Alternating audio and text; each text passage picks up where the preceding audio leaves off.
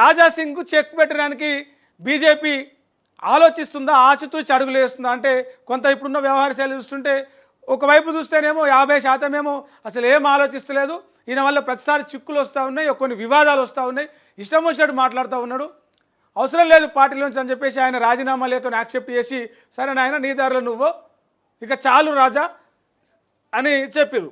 మరి ఇప్పుడు ఆయన ఎమ్మెల్యే పదవిలో ఉన్నాడు, గోషామాల్ ఎమ్మెల్యే హోదాలో ఉన్నాడు, ఇంకా బీజేపీ నుంచి గెలిచిన ఎమ్మెల్యేగా ఉన్నాడు. మరి మా పార్టీలోంచి వెళ్ళిపోయినాడు, మా పార్టీ గుర్తు మీద పడ్డ ఓట్లను ఎట్లా లెక్కేసుకుంటాడు, లేదు మా పార్టీలోకి వెళ్ళిపోయినాడు కాబట్టి ఎమ్మెల్యే మీద కూడా చర్యలు తీసుకోవాలని చెప్పి స్పీకర్కు లెటర్ రాస్తాడు అనే దిశగా ఒక చర్చ జరుగుతుంది. ఇప్పుడు Goshamahal BJP leader, Goshamahal BJP incharge post ఖాళీగా ఉంది. ఆ పోస్టుని మాధవీలత హోల్ సీట్లో పోటీ చేసి కొంత ఏమంటారు ఫైర్ బ్రాండ్గా కొంత బీజేపీ రాజకీయాలను ఉంటబట్టించుకొని మైండ్కి ఎక్కించుకొని రెచ్చగొట్టేలాగా కావచ్చు, అట్రాక్ట్ చేసుకునేలాగా కావచ్చు, కొంత చేయగలిగిన లీడర్గా బీజేపీ లీడర్గా మాధవీలత ఒక పేరు సంపాదించుకుంది, ఒక ఫైర్ బ్రాండ్గా. ఆమెను గోషమాలు నియోజకవర్గంలో దింపితే రాజాసింగ్కు కొంత చెక్కు పెట్టవచ్చు, ఆమె కూడా కొంత ఎలాంటి రాజకీయాలు చేస్తాయని చెప్పేసి. కానీ గోషమాల్ నియోజకవర్గంలో రాజాసింగ్ సంబంధించినటువంటి ఆయన సామాజిక వర్గము జనాలు బాగా ఉంటారు, ప్లస్ ఆయన స్పీడ్ను తట్టుకోవడం మాధవీలతకు కొంత కాదేమో, ఎందుకంటే ఆయన స్పీడ్గా పోతాడు, ఏదైతే అది మాట్లాడగలుగుతాడు. అయితే మహిళ అనే కోణంలో కొంత వెనక్కి తగ్గి చేసే అవకాశాలు ఉండొచ్చు. అట్లా స్కెచ్ చేసి మాధవీలతని గోషామాల్ నియోజకవర్గంలో రంగంలోకి దింపుతున్నారు. ఆమెకు ఫైర్ బ్రాండ్ అనే ముద్ర ఉంది కాబట్టి మాట్లాడేస్తుంది. మనం చూసినాం ఏమంటారు హనుమాన్ జయంతి రోజు కావచ్చు, శ్రీరామనవమి రోజు కావచ్చు, కరెక్ట్గా మసీదుల కాడికి రాగానే ఇట్లా ఒక తీరిడిచింది బాణం, పతంగి తెంపుతూ ఇట్లా అని ఒక పతంగిని తెంపేసినట్టుగా ఒక సైగలు అవి చేసి కొంత ఇది క్రియేట్ చేసింది, ఒక బజ్ లాంటిది. సో రెచ్చగొట్టగలిగేలా ప్లస్ ఆకట్టుకునేలా ఆమె మాటలు కావచ్చు, ఆమె చేష్టలు కావచ్చు, ఆమె ప్రవర్తన కావచ్చు, ఆమె స్ట్రాటజీస్ కావచ్చు, అట్లా ఉంటాయి. కాబట్టి గోషామాల్లో రాజాసింగ్కు పోటీగా కావచ్చు, లేకపోతే చెక్ పెట్టడానికి కావచ్చు, రాజాసింగ్ను మరిపించేలాగా మాధవీలతతో రాజకీయం చేయించాలని చెప్పేసి బీజేపీ అగ్రనేతలు కొంత చేస్తున్నారు. ఈ పాటికే సంకేతాలు వేస్తున్నారు. కొంత మొన్నటి వరకు కూడా ఒక టాక్ వినిపించింది, ఆమె కూడా అన్నది, మనసులో మాట బయట పెట్టింది, అవకాశం ఇస్తే జూబ్లీహిల్స్లో పోటీ చేస్తా అని చెప్పేసి. సో ఆమె పలానా నియోజకవర్గానికే నేను ఉంటా, పలానా నియోజకవర్గంలోనే చేస్తా అనేది ఏం లేదు, ఎక్కడ అవకాశం ఇస్తే అక్కడ పనిచేస్తా, నరేంద్ర మోడీ ఆదేశాల కోసం, నరేంద్ర మోడీ కోసం అని చెప్పేసి ఆమె చాలా ఇంటర్వ్యూలలో మాట్లాడిన సందర్భం.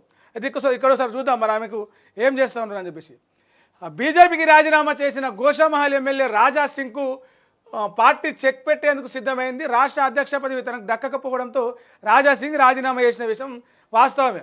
ఆ రాజీనామాను హైకమాండ్ ఇప్పటికీ ఆమోదించింది కూడా. అయితే గోషామహల్ నియోజకవర్గం మీద కాషాయ పార్టీ పెద్దలు కొంత ఫోకస్ పెట్టారు. ఎందుకంటే గోషామహల్ నియోజకవర్గంలో కాషాయ పార్టీ బీజేపీకి కొంత గ్రిప్ ఉంటుంది. రాష్ట్రంలో ఎవ్వరు గెలవనప్పుడు, బీజేపీకి ఒక్క సీట్ కూడా రానప్పుడు గోషామహల్లో రాజాసింగ్ గెలిచింది కాబట్టి ఆడ పార్టీకి కొంత మైలేజ్ ఉండే ఇది ఉంటుంది. సో ఇప్పుడు రాజాసింగ్కు ప్రత్యామ్నాయంగా గోషామహల్లో ఒకరిని నిలబెట్టాలి. ఎవరిని నిలబెట్టాలి? ఓవైసీ బ్రదర్స్కు కూడా చుక్కలు చూపించేలాగా, వాళ్ళని ఢీ కొట్టేలాగా, వాళ్ళు కూడా ఏమైనా తిరిగి కామెంట్ చేయాలంటే, తిరిగి యాక్షన్లకు రావాలంటే కూడా కొంచెం ఆలోచించేలాగా ఉండాలి. అట్లా ఉండాలంటే ఇప్పుడు మొగోళ్ళు అంటే ఏమంటారు లీడర్లు కొంత కాకుండా మహిళలను దింపితే, మాధవీలత కొంత ఫైర్ బ్రాండ్ క్రియేట్ చేస్తే ఆమెను దింపితే ఉపయోగంగా ఉంటుంది. అటు రాజాసింగ్కు కూడా చెక్కు పెట్టినట్టుగా ఉంటుంది. ఈమె అక్కడ మొత్తం గ్రౌండ్ లెవెల్లో తిరగగలుగుతుంది, ఆ తిరగగలిగే యాక్సెస్ ఉందని చెప్పేసి ఆమెను రంగంలోకి దింపి అటు రాజాసింగ్కు ఇటు ఎంఐఎం అంటే ఒక్క దెబ్బకు 2 పీటలు కొట్టేలాగా బీజేపీ అధిష్టానం లెక్కలేసుకుంటున్నది.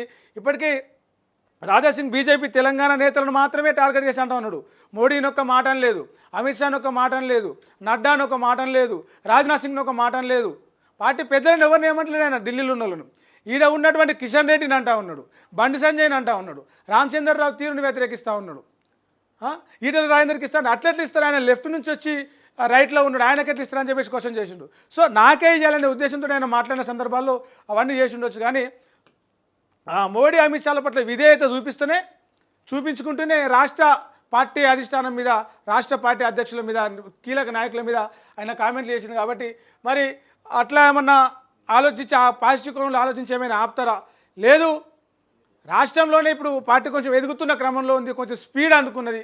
రేపు జిహెచ్ఎంసీ ఎలక్షన్లు వస్తాయి, మున్సిపల్ ఎలక్షన్లు వస్తాయి, కార్పొరేషన్ ఎలక్షన్లు వస్తాయి. జెడ్పీటీసీ ఎంపీటీసీ సర్పంచ్ ఎలక్షన్లు వస్తాయి. అక్కడ కొంత ప్రభావం చూపించాలంటే రాజాసింగ్ను ఏమంటారు మరిపియాలి.